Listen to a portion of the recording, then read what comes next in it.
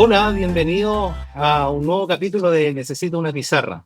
Hoy vamos a conversar sobre talento, o vamos a seguir conversando sobre talento.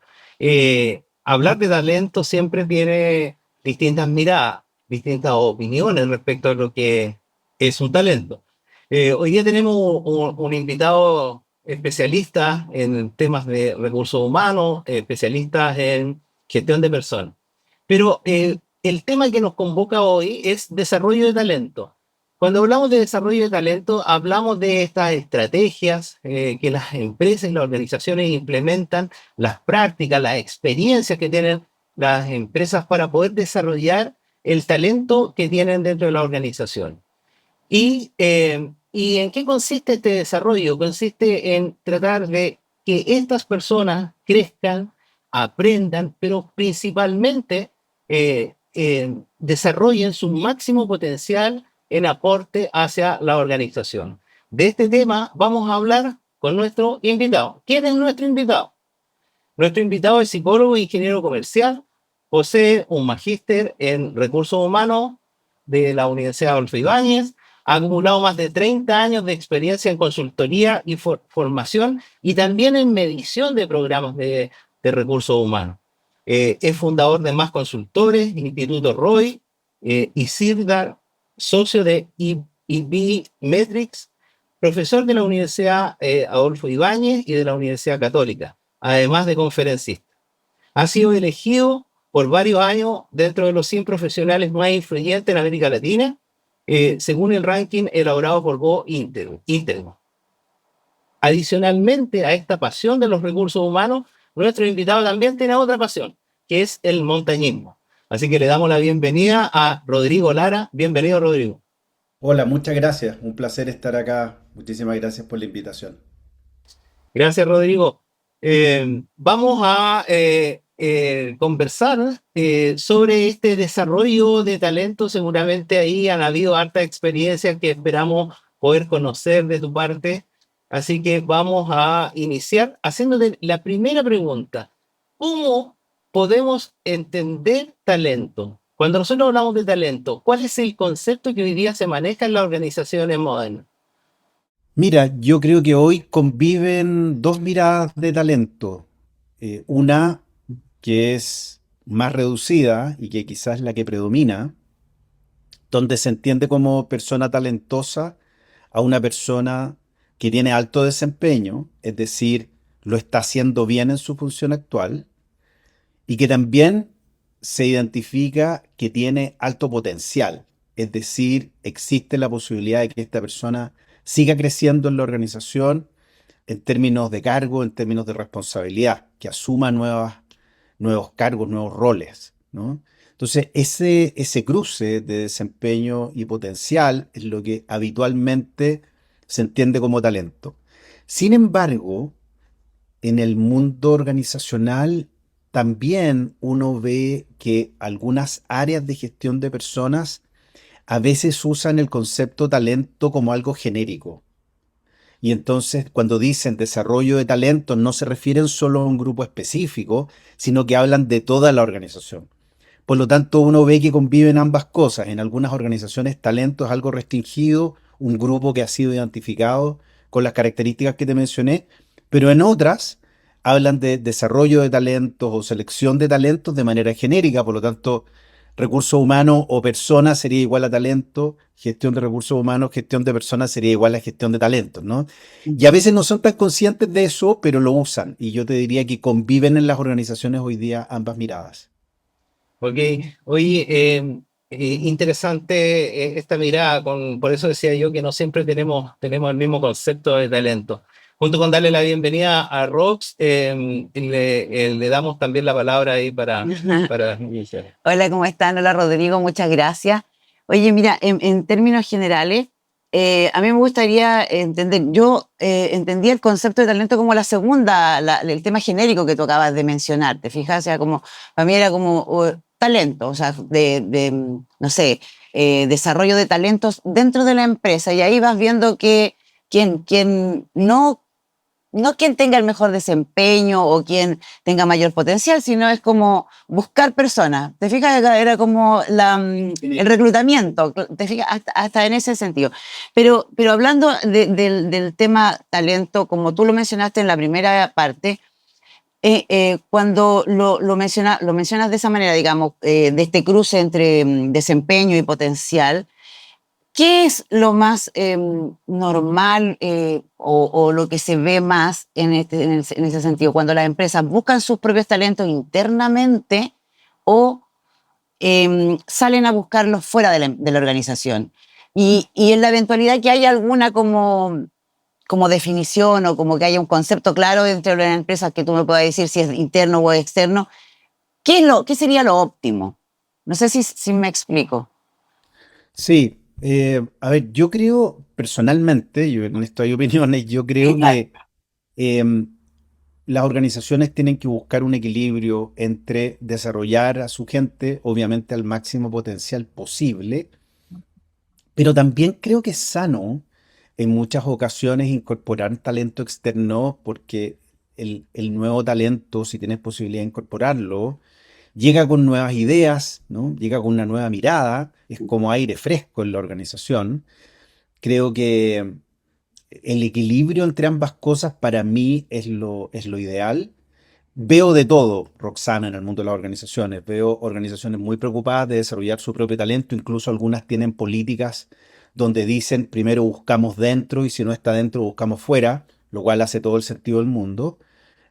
Para cubrir una nueva vacante, me refiero. Entonces buscan mucho por concurso interno, reclutamiento interno, y si no encuentran dentro, buscan fuera. Me gusta esa mirada. Pero también veo algunas organizaciones que a veces no le dan tanto la oportunidad al talento interno sin haber hecho un análisis tan profundo. A veces hacen una mirada muy general y dicen, no, no, este perfil no existe adentro, busquemos fuera. Y la verdad es que creo que a veces cometen el error de apurarse y no mirar internamente, ¿no? Lo ideal en el mundo organizacional es tener una suerte de, una vez escuché un concepto que me gustó, como un inventario en Sí. términos de personas, donde tuviésemos mapeado todo el mundo en términos de sus posibilidades. Es difícil hacer eso, ¿no? Es difícil hacer eso, requiere tiempo, requiere información, requiere harto cruce de datos, requiere actualización. Son pocas las organizaciones que tienen ese mapeo tan claro. Pero cuando tú lo tienes, obviamente es buenísimo para buscar dentro y si no buscar fuera. Pero insisto, creo que el equilibrio también es bueno. Creo que buscar fuera airea a la organización, trae una nueva mirada. A veces los que estamos dentro de la organización mucho rato dejamos de ver ciertas cosas, ¿no? Claro. Y cuando llega alguien de fuera, las ve distinto, viene con la cabeza más abierta y le ayuda al resto también a abrir la mirada. Entonces, creo que al final el equilibrio es lo que convive hoy y es lo que yo encuentro personalmente más adecuado, ¿no? Ahora, hay hartas diferencias, Roxana, industria por industria. A veces Sí. pasa en algunas industrias que la gente se mueve dentro de esa industria. Por ejemplo, en minería, uno ve mucho que las mismas personas se pasean entre distintas compañías, ¿no? Eh, entonces, bueno, hay hartas diferencias entre industrias. Rodrigo, Muchas gracias. cuando tú haces referencia a esto, digamos, de que eventualmente, ¿no es cierto?, no se podría nominar siempre el recurso interno, ¿no es cierto?, al talento interno. Eh, ¿Cómo se manifiesta eso? ¿Cuáles son las señales que la organización se empiezan a presentar en la organización cuando esto ocurre? ¿Qué dice la experiencia, lo que ustedes han visto en la consultoría? Sí, lo que nosotros vemos es que la diferencia entre tener un sistema de información acerca de las personas, tener, entre comillas, las personas mapeadas, ¿no? En términos de desempeño, potencial, capacidades, versus no tenerlo, es que cuando tú no lo tienes, las decisiones suelen tomarse en una mesa muy pequeña. A veces una persona, a veces tres o cuatro, en conversaciones que yo he visto centenares de veces, ¿no? Oye, necesitamos esta posición. ¿Y hay alguien dentro? No, no creo. Ya, busquemos fuera. Entonces, claro, con ese análisis, con ese nivel de profundidad, puede estar dejando de mirar a muchas personas que quizá hoy día no tienen la experiencia o la habilidad de manera tan evidente, pero tienen el potencial de desarrollarla. Pero claro, cuando tú tienes 20 o 30 personas, esas decisiones se pueden tomar en esa mesa. Cuando tienes 100 quizás todavía, pero cuando tienes 400 ya no los conoces a todo el mundo, ¿te fijas? Y por lo tanto, tomar esa decisión en una mesa pequeña entre tres o cuatro tiene una altísima probabilidad de no estar considerando a todo el mundo. Y eso lo veo mucho. Entonces, yo veo ahí, Juan Carlos, la diferencia entre tener un mapeo de las personas versus no tenerlo, ¿no? Evidentemente, el tamaño de la organización influye un montón. Yo creo que hay un momento, yo siempre lo he visto como entre 300, 400, 500 personas, ya no puedes seguir gestionando a las personas de manera dedocrática, digamos, ¿no? Claro. Necesitas información, necesitas evidencia para ir tomando decisiones. Si no, vas a destacar solamente a los que tú tienes en top of mind, pero hay gente que a veces no es tan evidente su potencial, pero está, y si alguien no conoce a esa persona, no le vamos a dar la oportunidad. Entonces, yo te diría que ahí veo la diferencia entre una cosa y la otra. Que suena súper como interesante y a mí de repente y complejo, ¿ah? A mí me parece que es compleja la situación. ¿Y por qué me parece complejo? Porque de repente siento que hay estos conceptos que dijiste en un principio que se deben cruzar como para encontrar el talento, se podrían confundir, ¿cierto? ¿Cómo podríamos evitar confundir, o cómo dentro de las organizaciones confundir estos conceptos de potencial y alto desempeño, o de alto potencial y alto desempeño? Sí, es una muy buena pregunta, Roxana. Lo que yo siempre uso como analogía para entenderlo es el pasado versus el futuro. El desempeño es la mirada al pasado, el potencial es la mirada al futuro. Del desempeño tenemos evidencia, porque hemos visto cómo la persona se desempeña en una determinada función. Del potencial no tenemos evidencia, es una apuesta. Y por eso, no solo a veces se confunden los conceptos, sino que a veces algunos líderes de organizaciones, que han evaluado desempeño históricamente y tú les pides estimar potencial o evaluar potencial, te dicen no me atrevo, porque en base a qué, ¿no? Es como cuando en el mundo financiero uno dice rentabilidades pasadas no aseguran rentabilidades futuras, ¿no? Claro. Sí, que la persona lo haya hecho bien antes en un cargo, tengo evidencia y ha sido así, pero quizás si la muevo de posición, entonces como que tengo que imaginarme cómo le va a ir a la persona en una nueva posición o en un nuevo rol o con una nueva responsabilidad. Por lo tanto, evidentemente es una apuesta. Y en ese sentido, muchas organizaciones, cuando tú les pides evaluar potencial, los líderes prefieren echarse atrás y decir, no, busquemos maneras más objetivas, que no existen. Lo que existen son assessment centers, son entrevistas, son pruebas, test, ¿cierto? Y cuando a mí me plantean eso, yo siempre digo, ok, usémoslas como input, pero también usemos la mirada de ustedes como líderes, o sea, mójense, arriesguense, porque ustedes ven a la gente en el día a día. Entonces, ok, tenemos el desempeño como input, agreguemos otros inputs, ok, pero la decisión final tómenla ustedes y juéguense. Y ahí, bueno, evidentemente uno puede cometer errores, o sea, conocemos el principio de Peter, ¿no? O de Peters, Claro. que llevamos a la gente a su punto de incompetencia. Pasa en el mundo político, pasa en las organizaciones. Evidentemente uno no tiene ganas de hacer eso, pero también hay que arriesgarse. Invertir en las personas, como toda inversión, requiere riesgo y hay que arriesgarse y probar y confiar y dar recursos para que ojalá a la persona le vaya bien. Por supuesto, no queremos equivocarnos, pero a veces pasa y es parte del juego, ¿no? Entonces, Claro. te diría, Roxana, que hay harto de eso en las decisiones respecto a las personas en cuanto a talento. Me llama la atención una de las cosas que acabas de decir, o sea, invertir en las personas tiene alto riesgo. Pero finalmente yo creo que el problema que se genera es que para una organización en general, creo yo, ¿ah? Una organización asume que existen otro tipo de riesgos, como que el riesgo en el recurso humano no está considerado como un riesgo empresarial. No sé si me explico. Sí, claro, sí, claro.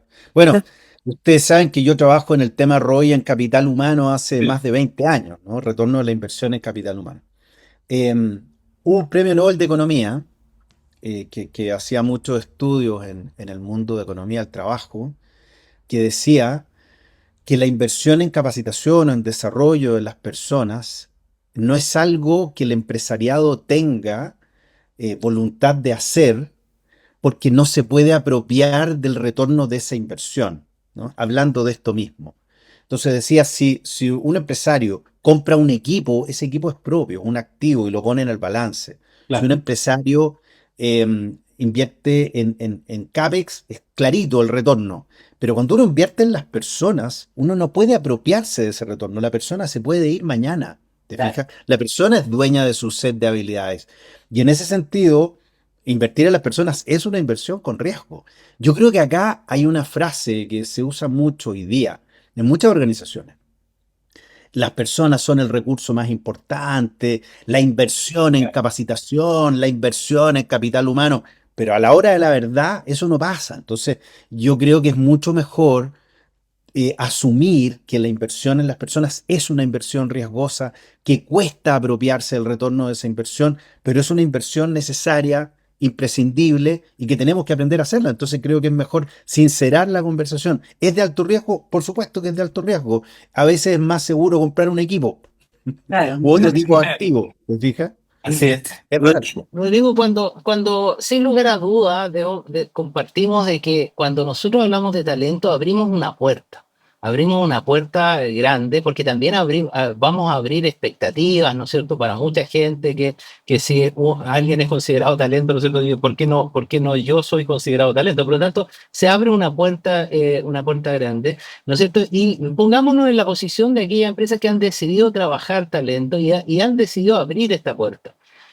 Desde la experiencia que ustedes tienen, ¿no es cierto?, de la consultoría, ¿cómo hoy día, cuáles son los errores más frecuentes que ocurren cuando se diseñan estas rutas de crecimiento, ¿no es cierto?, para estas personas o estas rutas de desarrollo, ¿no es cierto?, para poder que estas personas vayan sacando o manifestando ahí, ¿no es cierto?, o poniendo en práctica su máximo potencial.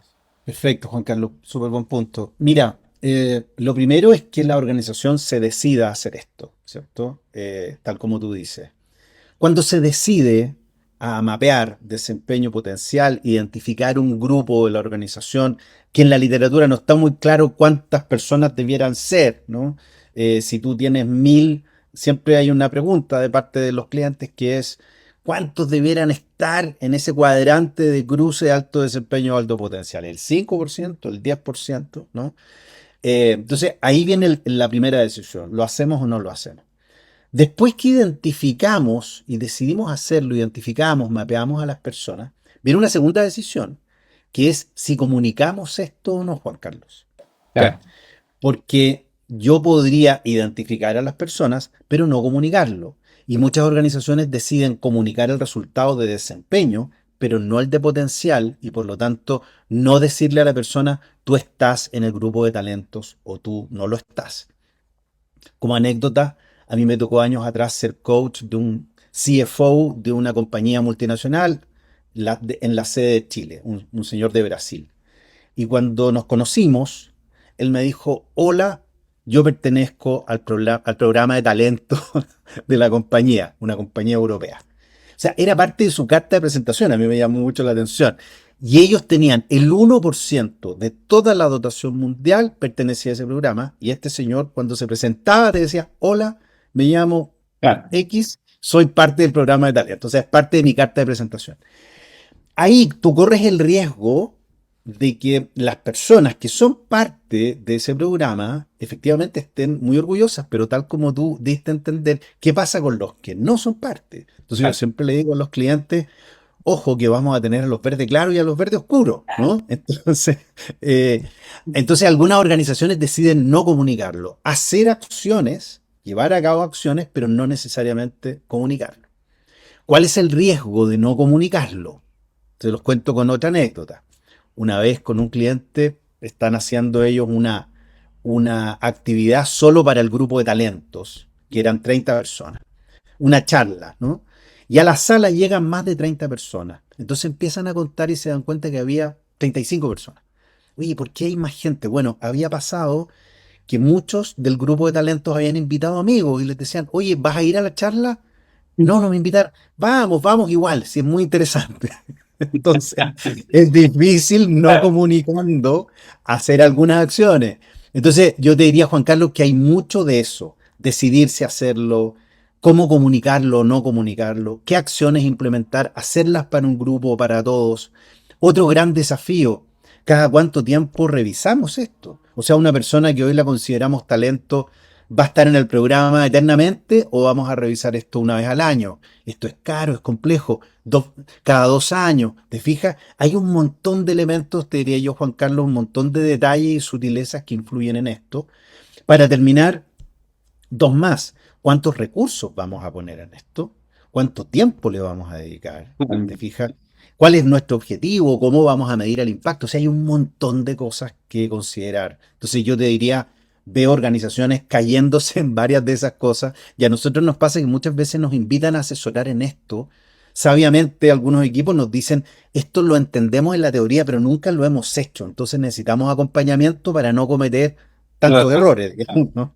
Claro. Así que hay harto tema, hay harto detalle y como se dice en inglés, devil is in details, ¿no? El diablo está en los detalles. Entonces tú te empiezas a equivocar en cosas y tienes una muy buena intención, pero al final no te resulta bien el programa porque te equivocaste en detalles. Perfecto. Claro, por lo que yo te escucho, hay que definir primero el objetivo, ¿o no? Absolutamente. Sí, primero el objetivo y ahí vamos viendo cómo funciona. Ahora, a raíz de las anécdotas que dijiste y de cómo nos explicaste este tema del desarrollo o de decidir o no decidir, informar, digamos, se me viene a la mente un tema que es cómo se maneja, por ejemplo, cómo pueden manejar estos temas difíciles o conversaciones difíciles que nacen de esto. Por ejemplo, si informar o no informar. Y lo otro es, por ejemplo, si no está dando resultado como lo esperábamos o como lo proyectamos, o si nuestro talento está corriendo más rápido de lo que esperábamos también, pretendiendo avanzar más allá. No sé si me explico. ¿Sí? Totalmente. Sí, claro, claro. Sí, efectivamente, cuando uno se mete en este tema, hay hartas conversaciones difíciles que se abren. Si uno comunica esto, hay conversaciones difíciles que pueden estar con las personas que han sido seleccionadas para el programa y también con los que quedaron fuera, ¿no? Claro. Hay un tema de manejo de expectativas que es muy importante.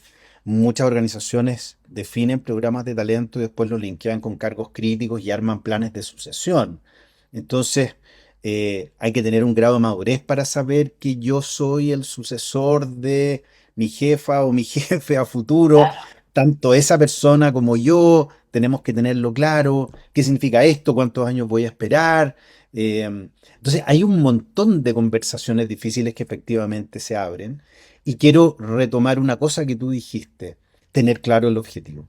Por obvio que parezca, ¿no? Hay que acordarse de Simon Sinek, ¿no? Empiece con el por qué o con el para qué. Nosotros siempre vamos a eso, porque a veces organizaciones se meten a esto un poquito por moda, ¿no? Mira, lo está haciendo el de allá, el de acá, tenemos recursos, hagámoslo. Tenemos que hacerlo. Es claro, pero hay que ir al por qué, al para qué. Y el para qué te va a dar cuáles son tus criterios de éxito, cuántos recursos vas a invertir, cómo vas a ir dándote cuenta si esto vale la pena o no vale la pena, ¿no?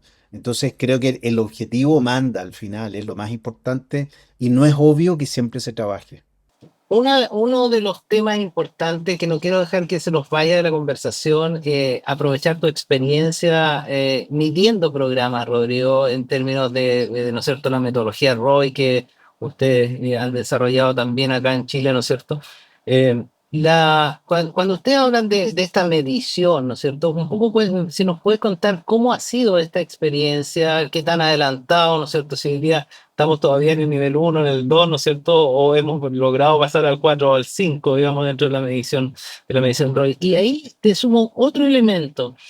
¿Qué papel juega en estos programas la formación o el aprendizaje informal? ¿De acuerdo? Hoy día hay mucho de autoaprendizaje, ¿no es cierto? Que va más allá de los programas que pueda diseñar o no la compañía o la empresa o las organizaciones. Por lo tanto, ¿cómo se conjugan esta formación informal, ¿no es cierto?, con estos programas? Perfecto. Dos preguntas. Voy a la primera. El retorno de estos programas tiene que ver con lo que estábamos comentando con Roxana recién, con cuál es tu objetivo. Si tu objetivo es retención, ¿cierto? Supongamos que tienes identificadas 40 personas que son las personas talentosas y son los sucesores de cargos críticos futuros. Entonces voy a dedicar a ese programa, a esos 40, X cantidad de recursos al año. ¿Y cuál es mi meta? Quizás mi meta es retenerlos a todos, que no se me vaya nadie o minimizar la pérdida de personas talentosas. ¿Por qué? Muchas veces estos programas nacen porque este año se me fueron 2 y el año anterior se me fueron 3 y entonces tengo la sensación de estar perdiendo talento, ¿no? Entonces, la medición, Juan Carlos, la definición de tu KPI tiene que ver con cuál es tu objetivo, ¿no? Em, Quizás en otra organización mi meta no es retener o retener lo acompaño a desarrollar porque estoy creciendo, porque estoy abriendo nuevos proyectos y entonces necesito personas y por lo tanto tengo que desarrollarlas y quizás mi KPI va más por el lado de crecimiento de las personas. Hice un estudio de brechas y necesito que la gente crezca y entonces me enfoco mucho en formación, en desarrollo y quiero que la gente crezca y se desarrolle y ocupe esas posiciones y quizás mis KPIs tienen que ver con eso. ¿Cuántos de las nuevas posiciones, de los nuevos proyectos los vamos tomando con gente que está en este semillero? ¿Te fijas? Por poner 2 ejemplos, hay muchos más, ¿no? Entonces, la medición, Juan Carlos, tiene mucho que ver, la medición, la meta, el KPI que yo defina tiene totalmente que ver con el objetivo que esté buscando. Y eso es muy propio de cada organización, ¿no? Entonces, una cosa que nosotros siempre hacemos es ayudarle a la organización a tener muy claro el objetivo, porque si está claro el objetivo es mucho más fácil definir el KPI, ¿no? Y definir el plazo. Y por lo tanto, la medición del retorno tiene que ver con el cumplimiento de ese KPI o no. Cuando tú pierdes a una persona, uno puede mensurar eso en términos de dinero. ¿Cuánto nos costó reclutar, desarrollar a esta persona, ¿no? Y por lo tanto, o cuánto nos va a costar reemplazar a esta persona, costo de reposición. Y en ese sentido podemos tener una dimensión, una estimación de cuál es el costo de perderla, ¿no? Así que yo te diría en cuanto a lo primero, el ROI de los programas de talento tiene todo que ver, por supuesto, con el objetivo que yo me planteé. Respecto al ROI de formación, que también lo mencionaste en la primera pregunta, yo te diría que veo en Chile y en la región una evolución. Yo partí hace 22 años con esto, un poquito como Juan el Bautista. Siempre decía, ando aquí predicando en el desierto, ¿no? Eh, y siempre decía, ojalá que no termine como Juan el Bautista, cuya cabeza terminó en una bandeja, digamos, ¿no? Claro. Gracias a Dios todavía no ha pasado.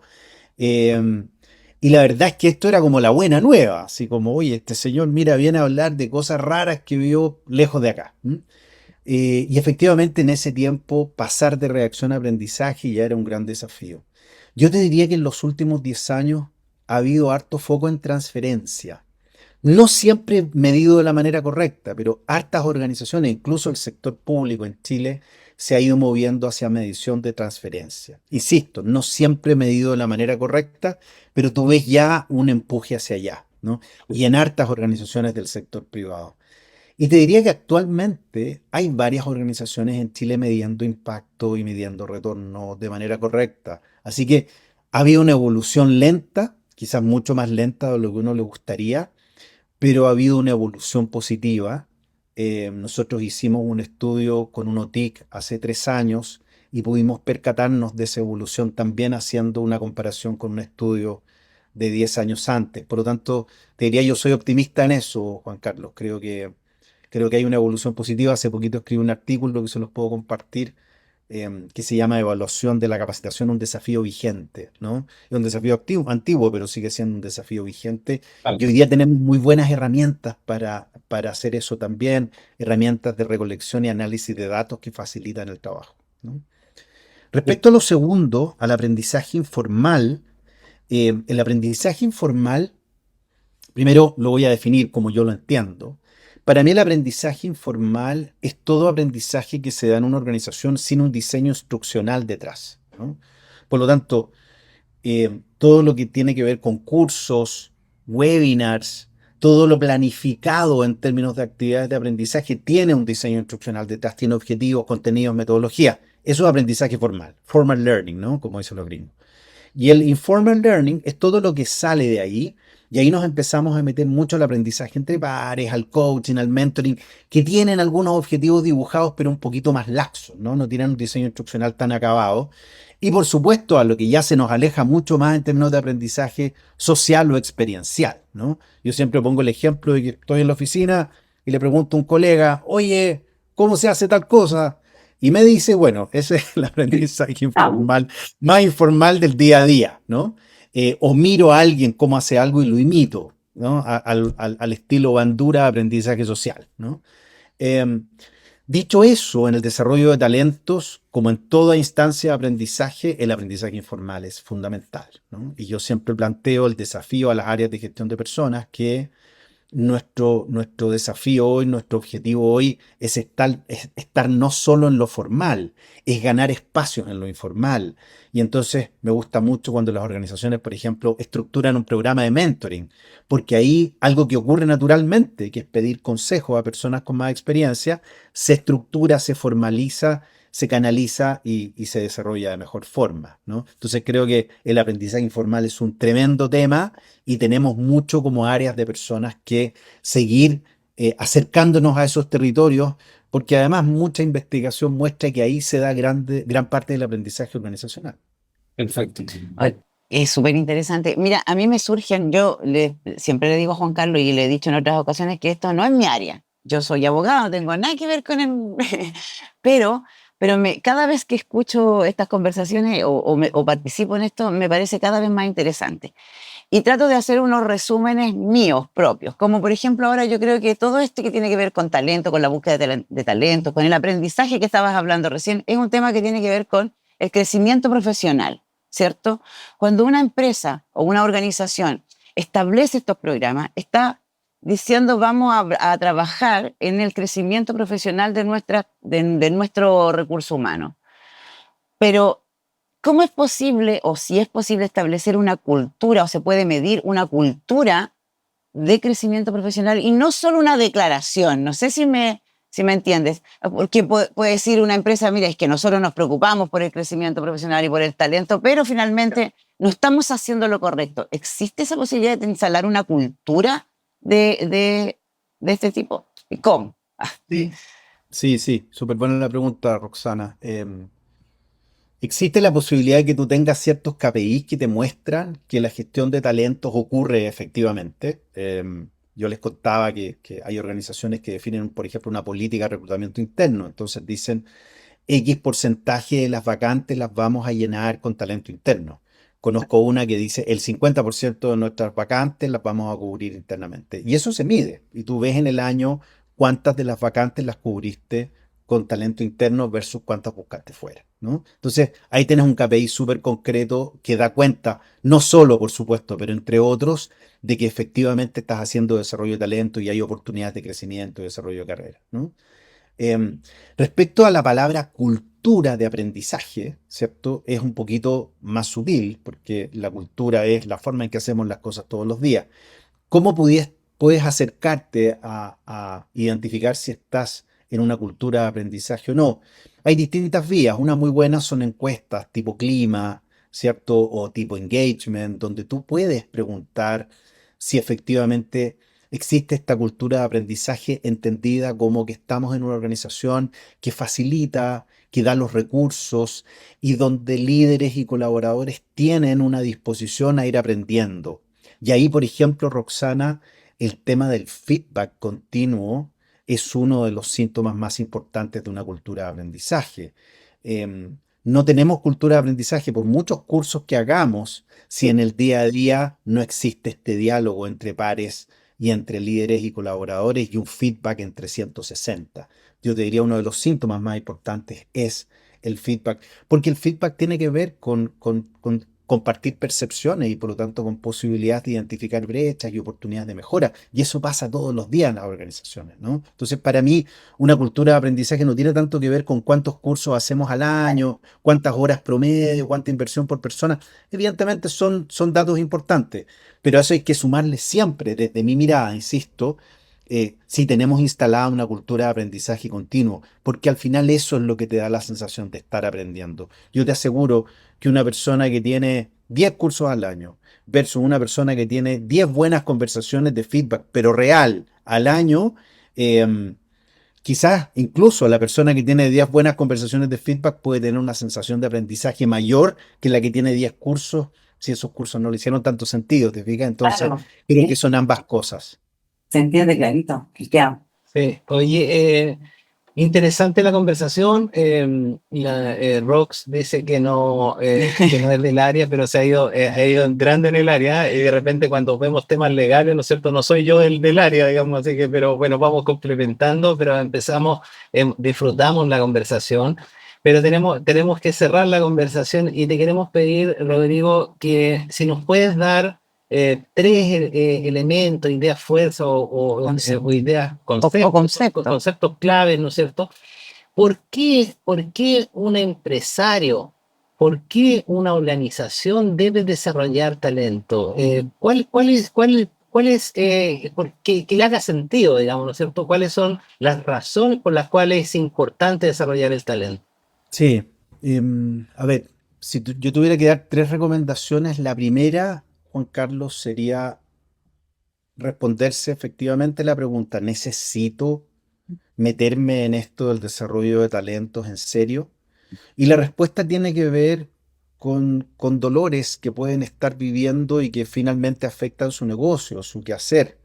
Estamos perdiendo personas valiosas, nos cuesta atraer personas valiosas, nos cuesta retener personas valiosas, nos cuesta desarrollar, estamos creciendo. Hay un dolor habitualmente, ¿no? Entonces, si hay un dolor, es bueno asumir que hay que tener una estrategia. Esa sería mi primera recomendación. Pero no todas las organizaciones tienen ese dolor. Si ese dolor no está, quizás es mejor seguir como están y no meterse en esto, ¿no? Entonces lo primero es ver si lo necesitamos y si lo necesitamos definir una estrategia. Lo segundo para mí es priorizar. ¿M? Creo que es clave definir objetivos claros, focos, quizás áreas, quizás personas, quizás digo, mira, en mi organización me voy a focalizar en el área de invento, tecnología, o en operaciones, o en el área comercial, porque ahí está mi dolor principal, ¿no? Y uno no tiene tiempo para todo, hay que priorizar. Eh, y lo tercero es definir de manera realista los recursos que voy a dedicar. Porque hay que dedicar tiempo, hay que dedicar personas y hay que dedicar dinero, ¿no? Y el tiempo y las personas uno también las puede traducir en jornadas a dinero. Entonces, por eso vuelvo al primer punto, ¿cierto? Tener claro si lo necesito y si lo necesito definir una estrategia. Segundo, priorizar. Y tercero, definir de manera muy realista los recursos que voy a dedicar, ¿no? Me toca harto ver organizaciones que parten con esto y después lo dejan en la mitad, que se frustran, que no dimensionan correctamente, que no definen objetivos de manera realista. Entonces, estrategia, decisión, priorización y realismo en la asignación de recursos serían mis 3 recomendaciones para eso, Juan Carlos. Fantástico. Ok. Gracias. Gracias, Rodrigo. Necesito una pizarra para mostrar el resumen en nuestra pizarra manual, con el cual cerramos con algunas ideas que queden ahí en quienes nos escuchan y nos siguen. Respecto de talento, cuando nosotros hablamos de talento, desarrollamos un discurso. Pero lo que Rodrigo nos dice es que hay elementos importantes cuando queremos dar el paso al desarrollo de talento. Primero, ¿no es cierto?, responder si lo necesitamos. ¿A qué asociamos esta necesidad? La asociamos al dolor, como nos dice Rodrigo, ¿no es cierto? A este dolor de algo que está ocurriendo que no quiero que ocurra dentro de la organización, por ejemplo, una alta rotación de personal, ¿no es cierto? O gente clave dentro de la organización, ¿no es cierto?, que se nos va. Lo segundo es priorizar, y ahí anoté tres conceptos que nos señala Rodrigo, es priorizar, poner foco, el objetivo, ¿no es cierto? Que son tres conceptos importantes asociados a lo mismo.